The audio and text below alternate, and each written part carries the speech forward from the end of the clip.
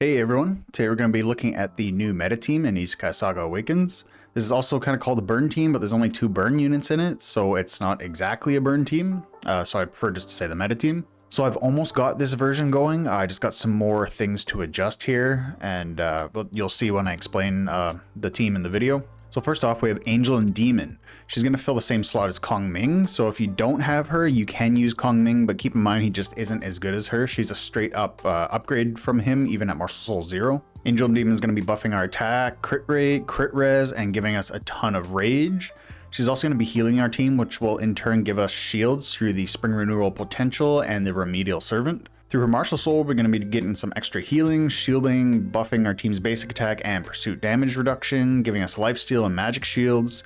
At max Martial Soul, she can also let every single ally pursue with a basic attack once per turn, if the requisites are met. So for Antiques, you're going to give her Sword of the Wild for the extra rage generation and buffs in the first turn, or actually before the first turn. For Colossus, you're going to give her Inferno Dragon. This is to ensure she has enough rage in turn 1 to use her skill. She'll also get the Sundering Behemoth, just like everybody else. And she can also get Frigid Ursa, which will increase her healing and thus her shielding. There are some other Colossus that everybody should have, and I'll list them off at the end of the video. Just make sure you stick around for that. So for her servants, I'm going to show what I have on mine. There are better setups than what I have, but I don't have a lot of these unparalleled startup or unlocked. As you can see, I got Slaying, Twisted Fate, and then just the first 3. There are some better ones, so at the end of the video, I'll go over that as well. But for Angel and Demon, I got Blessing. Everybody should have Blessing. You really just want to increase her survivability so she sticks around buffing and rage generating for your team. Gave her Lady Zen and for the healing, and Phoenix for the single target healing. This not only gives you more healing, but in turn more shields through those potentials and servants. Gave her Joan of Arc for the damage reduction, and I gave her Kong Ming for damage reduction as well, but I'm actually thinking of changing this one. And not just for her, but for all my units. It's damaging other units, like when you see the description here, when taking non-lethal direct damage received will be split evenly between 2 other allied heroes. And at the end, it is still 2 other allied heroes. But that can actually hurt people who wouldn't otherwise be hurt, and then it can trigger Sundering Behemoth or some other in-game functions, so it can actually waste Sundering Behemoth and stuff like that when it normally wouldn't if I didn't have this equipped. So I'm actually probably gonna stop using it because I think in a lot of circumstances Kong Ming Servant's actually hurting you instead of helping you. I have Lu Bu for the extra lifesteal just to keep her alive. Ares for the higher HP, more survivability. Slepios for more self-heals, more survivability. Basically just put things on her that are going to keep her alive for longer. For potential, I have Focus Mind for the HP, Spring Renewal for the shielding. We've got Healing Miracle for more healing. We have Aegis of Energy. So this taking crit damage reduces final damage by 25% and reduces non-crit damage by 12%. So at this point, this Stalwart Shield, we don't really need it. It's Blessing's going to be your damage cap, regardless of this. Even if this reduces it to 50%, if it's still more than 50% of your health, it's still going to get reduced by Blessing. So this is essentially wasted at that point. So this just reduces it. It just works out better. This is more for short battles, which was the beginning of the game. They're going to get longer and longer. So this first 3 damages taken, this is useless after the 3rd turn. This lasts for the whole fight. So it's pretty much a no-brainer at this point. And then when I can, I'm going to pick Altruism, more self-healing, and then more damage reduction versus AoE, which is going to be like Aurora and Great Adventurer, the 2 big damage dealers in the game. For our second slot, we're going to want Oda Nobunaga. And she's here for 2 reasons. The first being her burns. This team's centered around Aurora, and Aurora actually cannot apply her own burns until you get her Heroic Soul to rank 20, which takes either an insane amount of time or a lot of money. Oda will be applying burns for Aurora to be able to detonate them.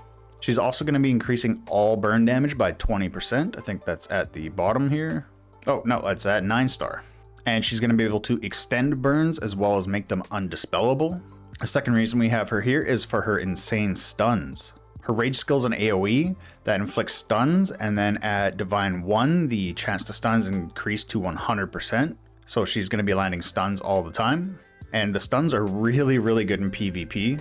If you're using her in PvP, you can actually swap Sword of the Wild to her if you can manage to have full rage for her at the start of the battle with the Sacred Guardian, Gilgamesh Servant, stuff like that. This will allow her to get her AoE stuns off before anything else happens, giving you the upper hand. For her servants, I have Blessing, of course. We have Lubu, just to help keep her alive a little bit longer. Same with Aquarius, more shields, keep her alive. Again, with Kongming, I'm probably going to get rid of that. I'll do some testing, but I'm thinking he's actually hurting our team and not helping. Joan of Arc for the straight up damage reduction. We got Young Aqua for 28% chance to extend a burn by +1, and then a 50% chance to gain rage after applying burn. Great Adventure for taking an extra turn, and then it can heal more with the Lubu. And then Frost Edge. Burn casted by heroes prevents the target from getting an invincible shield and increases burn damage by 15%. This is really, really good for a burn team. For the Colossus, of course, the Sundering Behemoth, and then whatever else you have leveled up to keep her alive, like Predator Boa or Giant Mammoth. Again, I'll be going over this at the end of the video, showing which ones are good for which units, along with the servants. For her potentials, I have Focused Mind, Spring Renewal. We've got Mutual Destruction here, because there's just not really a good choice, but the retaliates the attacker by 10% of damage taken is probably the best out of here for a support that's not a healer. We got Aegis of Energy, and then I will be choosing Altruism when I can. There's no reason to choose any damage-based ones because she's not going to be doing much damage. She's not there for damage. She's there to apply burns and for her stuns. So for our third unit, we have Chessia. I am not rocking Chessia right now. She's too low of a martial soul for her to be extremely useful to me. Once I get her to 6, preferably 8, then I'll swap her in and I'll end up swapping out Great Adventurer because the Auroras are going to be doing enough damage. But just like Oda, she's here for 2 reasons. First off, her Divine Flame debuff that she gets from her martial soul. You have to get her to Martial Soul 1 to even be able to use it, but it's actually considered a flame debuff, like a burn debuff that Aurora can detonate, and it's also much stronger than a regular burn. At Martial Soul 10, she's guaranteed to inflict it when using her skill, and at Martial Soul 3, she also gets an 80% chance to inflict Divine Flame when being hit with a basic attack, which will stack with the ones that are applied with her skill. Another really good reason for Chessia is that her Divine Flame debuff actually prevents healing and reduces shield at Martial Soul 8. At Martial Soul 6, it reduces healing received by 60% and shield by 30%, but at 8, it prevents healing and reduces shield by 50%. So that's why 6 is kind of the minimum for her, but preferably to 8. When the targets receive indirect damage, she'll also heal by 3% of her max HP, so she's an extremely good support unit, as well as she'll be stealing and generating rage, as well as applying invincible shields through all of her talents here. And she can also let a random officer take an extra action once per turn, which is pretty cool. For her, we're going to build her much like Angel and Demon, just survivability. I don't have any servants on here because I'm not using her yet. I'm currently summoning for her instead of Aurora, which will go, I'll talk about that at the end of the video as well. But for servings, I would just give her survivability stuff, like Blessing, of course, but Sturdy as well. Remedial and Seclusion. You could go, where is she? Joan of Arc, Aquarius, Great Adventure and Lubu, just for those heals. Frost Edge, since she does do some burns. And Ares, just for some more HP. That should be 8 right there. Like I said, none of these are like optimal, but at the end of the video, we'll go over like what the unparalleled setup would be for all the units. So for our 4th spot, we would have Aurora. That would be this Aurora right there. And that Aurora is actually Moon, just transformed into Aurora. Because Aurora isn't nearly as good if her Martial Soul isn't at least 6. You really, this is a unit you really want to have at 10, which Morph allows you to get to 10. Because, let's go see where her Heroic Soul is right here real quick. You need Martial Soul 10 to get her True Fire Stack cap up to 100, and the higher she gets that, the better she's going to perform. The faster she'll get to 100, the higher her Martial Soul is, and you really need to get her to at least Martial Soul 6, gets her True Fire Stack up to 60, which in turn will allow her to get 125% damage boost from up to 50 stacks. So she can't even get the 50 stacks until Martial Soul 6. And her True Fire stacks she needs to get 100 as quick as she can. Through all of this and her Martial Soul, she's going to be getting 125% damage boost, 150% crit rate. She's going to be regenerating her own rage, 100% final skill damage, and a 50% crit damage buff for once she reaches 100 stacks. It's like crazy. And she'll also heal by 100% for every 20 stacks, and 100 stacks, her skill will pursue at least twice, meaning she's going to be attacking like at least 3 times per turn. Because it says and cause skills to incur at least 2 pursuits. So in my mind, that means at least 3 attacks. I should probably watch a fight and check that to make sure. But even if that's not true, you still need her at 100 stacks, right? For all of those other buffs. So this is my transformed Aurora. For servants, gave her slaying. It's actually really good for Aurora, up to an extra 25% final damage when attacking 6 enemies. Got blessing, of course. Shirley here for, oh, I need to rank up Shirley, that's crazy. Increased damage dealt to enemy by 3% for each debuff, up to 18%, but it can go up to plus 6% and 36%.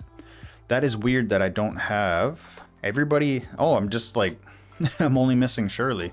I'm gonna check something here real quick, because I might have not checked Shirley off on this list.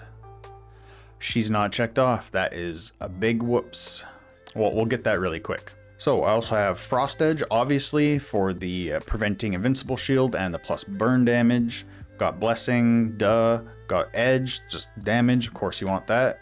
Ren for the skill damage, and then Portobello for the damage depending on their missing HP.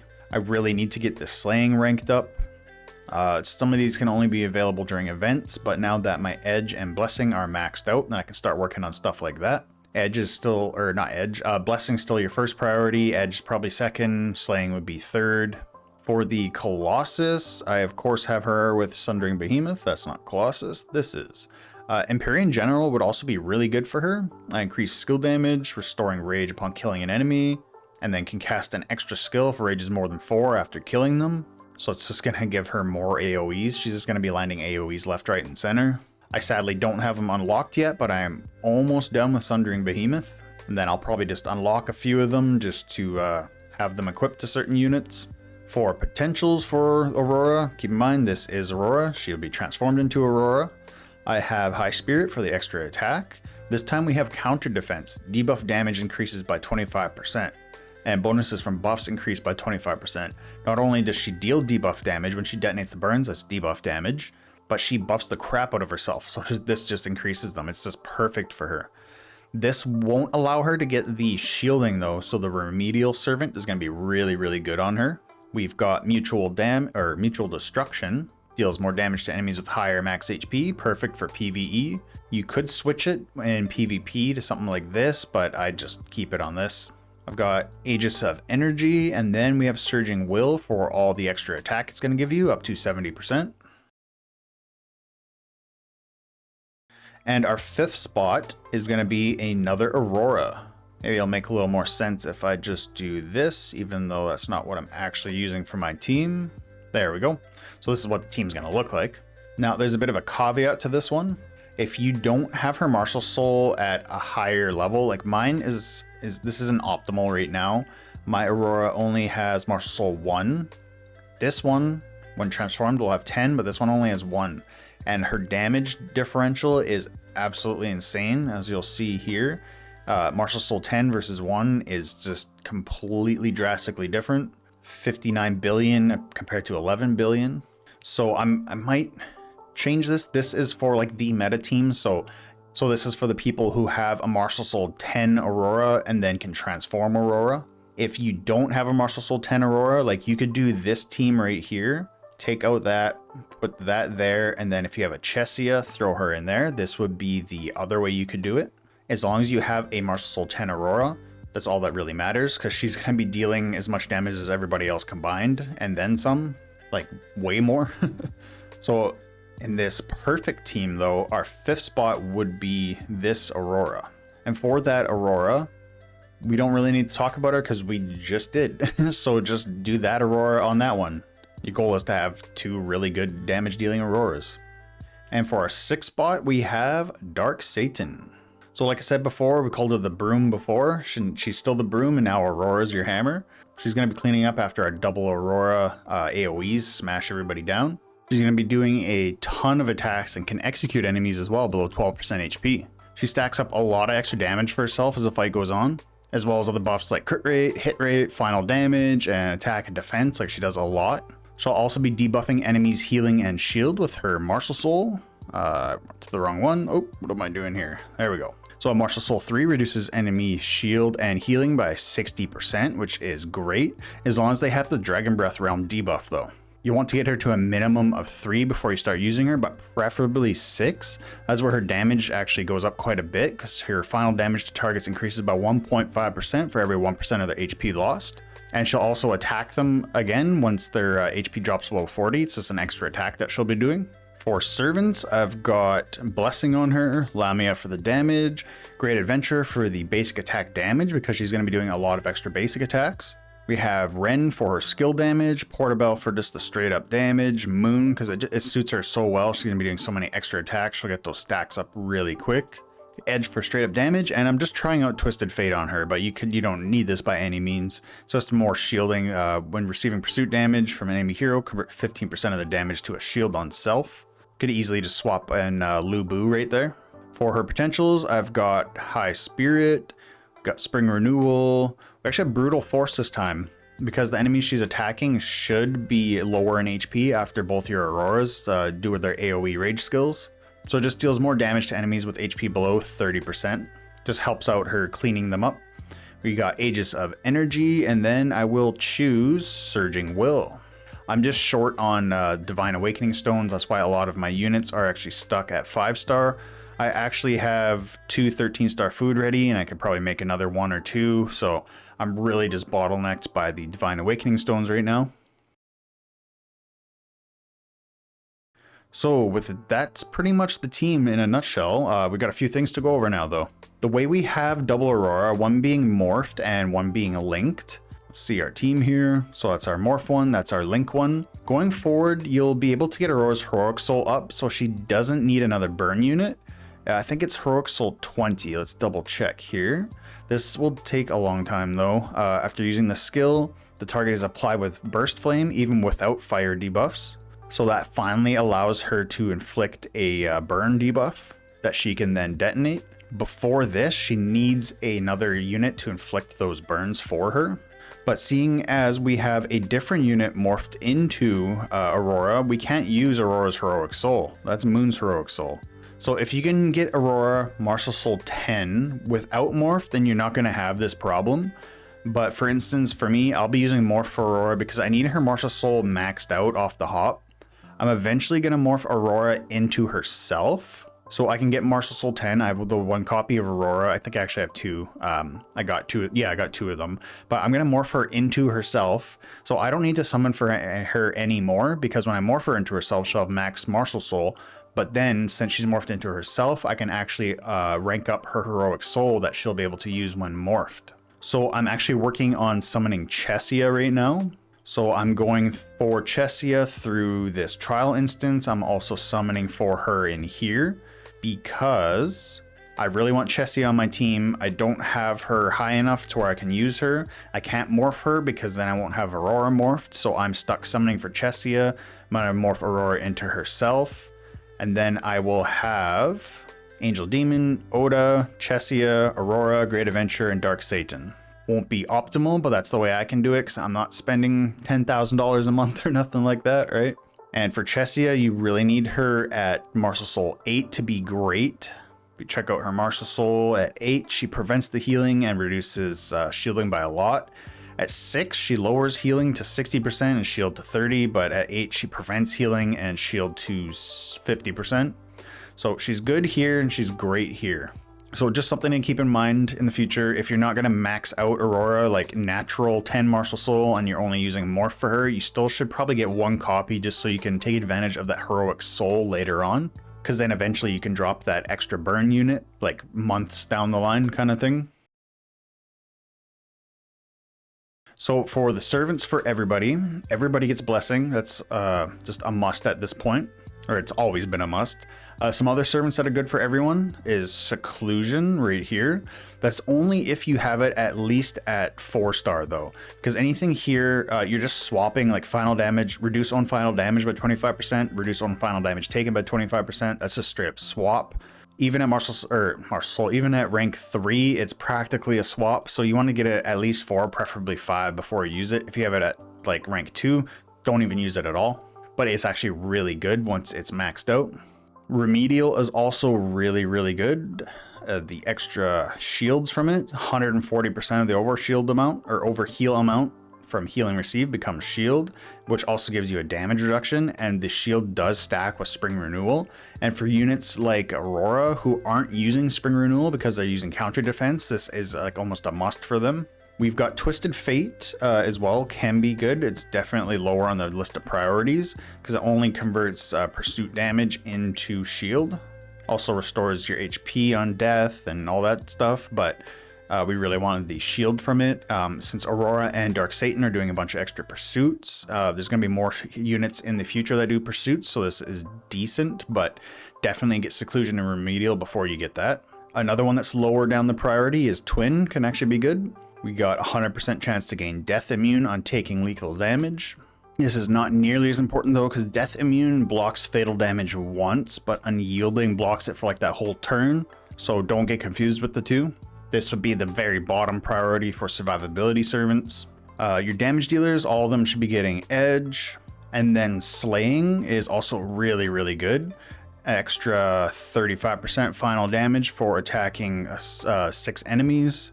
Also restores your HP. And units like Aurora, this is perfect because they got AoEs. Dark Satan less so, but it's still pretty decent because Dark Satan will be attacking 2 units. So that's 20%, which is not bad at all. Raging is the lowest priority in the damage servants because that's pretty much the only damage servants really, right? Like this, don't worry about blasting. What else do we got here? Deal indirect damage, that's garbage. Yeah, so just Edge, Slaying, and Raging. Raging is less effective in PvP because you're not going to be stacking up crazy amounts of rage, but it can still be good in PvP or PvE, but just don't focus on Edge and Slaying first. For Colossus, everybody gets Sundering Behemoth. Well, 5 people get it. Give the odd one out the Draconic Visage from the Antiques. And Colossus do take a long time to get, but if you do have a bunch available, then Frigid Ursa actually works pretty well with Angel and Demon. I have mine unlocked just from getting a random chest. I got Frigid Ursa, but healing effect plus 70%, so everybody else gets healed more for more shields. You yourself get a damage reduction and healing received plus 50%. So if you have like 5 people in there, they get bonus healing received and they'll have more healing as well from Angel and Demon. So it's kind of like double dipping, but all that extra healing gives them more shields through the Spring Potential and Remedial Servant. Predator Boa is really good. Restores HP to 100% if it drops to 0. Same with Giant Mammoth. Both of these are really good for survivability. Empyrean General, really good for your damage dealers. This would be really good for Aurora. Also give her a chance for another AoE. So she'll be doing her minimum of 1 plus those 2 minimum pursuits if you have her at Martial Assault 10, plus this one will allow her again. And then a minimum of 1 can actually, like her maximum amount of attacks in 1 turn is like 5 or 6, I think, with this and max Martial Soul. Like, it's pretty nuts. For Infernal Dragon, you're probably just going to want 2 slots if you're really interested in PvP, because if you give Sword of the Wild to Oda, you want to make sure that she has rage to be able to use that before like Thunder Pegasus comes in or just other stuff like that, right? Other rage reducing mechanisms. So you'll want not only Angel and Demon, but Oda on here. So after you're done with Behemoth, get 2 slots open in Infernal Dragon if your preference is PvP. That way Oda can stun everybody, and then Angel and Demon will come in and still buff everybody's rage, and then yeah, it works out really, really nicely. So, and the Stormbringer Phoenix, I don't know why Great Adventure is on there. Phoenix and Crow I generally give to my supports, and Tiger and Wolf I give to my damage dealers. And that's pretty much everything, I believe. As always, if you're not subscribed, please do so, and if you have any questions, leave them in the comments below and I'll try to answer them. Catch you next time. See ya.